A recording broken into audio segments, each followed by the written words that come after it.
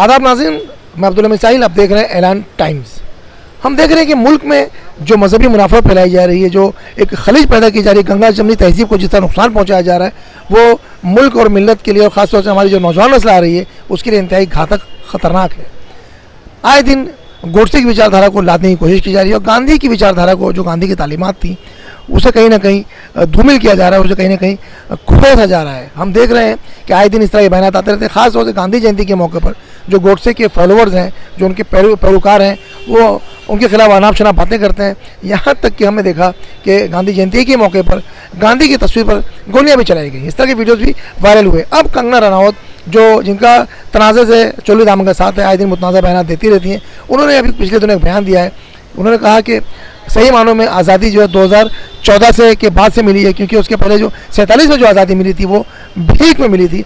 ये जो उनका स्टेटमेंट है, ये जो उनका बयान है, वो कहीं ना कहीं मुजाहिदीन आज़ादी, जो हमारे पूर्वज हैं, जो हमारे बुजुर्ग जिन्होंने अपना खून पसीना बहाकर अपनी जानें निछावर करके इस मुल्क को आज़ाद कराया था, उनकी कुर्बानियों को फरामोश करने की बात की जा रही है, उनकी बेइज्जती की जा रही है। अब इसे हमारी अदालत अलिया किस तरह से लेगी या जो सरकारें वो किस तरह से लेंगी, ये तो देखने का विषय, क्योंकि हमने देखा पिछले ही दिनों उन्हीं को बुलाकर पद्म श्री अवार्ड से भी नवाजा गया है। ये गौरतलब बात है। बहरहाल इस तरह के मामला सामने आ रहे हैं। अजीब तरह की विचारधारा, अजीब तरह की फिक्र मुल्क में फैलाने की कोशिश की जा रही है। इससे लड़ने की ज़रूरत है। हमने इस मौजू पर भी विक्रांत चौहान साहब से बात की। उन्होंने दो टोक बात कही इस पर, वो भी हम आपके लिए पेश कर रहे हैं। देखते रहे इस तरह की खबरों के लिए हमारे चैनल ऐलान टाइम्स, क्योंकि हम आप तक सिर्फ खबरें नहीं बल्कि सच पहुँचाते हैं।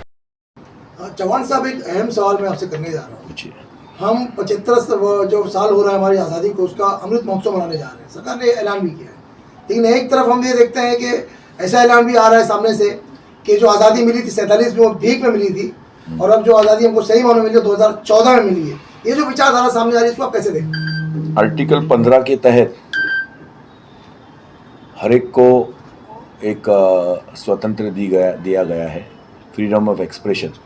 भारतीय संविधान ने हर नागरिक अपना मत व्यक्त कर सकता है, लेकिन जब मत प्लेटफॉर्म पर व्यक्त होता है, 4 लोगों में व्यक्त होता है, उसको आईपीसी के अंडर कौन सा है जावेद भाई? 124A राष्ट्रद्रोह कि देश का सम्मान और देश की रक्षा करने वाले जो लोग हैं, या सुरक्षितता जब धोखे में आती है, जब डेंजर में आती है, और ऐसा बयान जब किसी से होता है, उसको राष्ट्रद्रोह कहते हैं। तो वो कल परसों हुआ है। दुर्भाग्य की बात यह है कि एक नारी ने ये बात कही है, और हम नारी होने की वजह से ज़्यादा कुछ बोलते नहीं।